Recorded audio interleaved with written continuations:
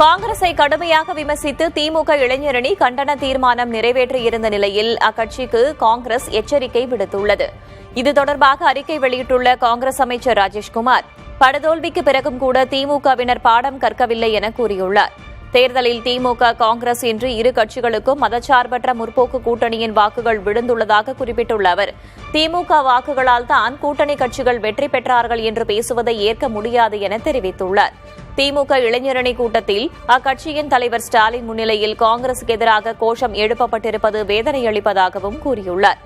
நேற்று வரை கூட்டணியில் இருந்த கட்சிகளை வரம்பு மீறி இழிவாக விமர்சிப்பதை தவிர்க்க வேண்டும் என்று வலியுறுத்தியுள்ள ராஜேஷ்குமார், தொடர்ந்து இத்தகைய விமர்சனங்களை திமுக மேற்கொண்டால் கடும் விளைவுகளை சந்திக்க நேரிடும் என்றும் எச்சரித்தார்.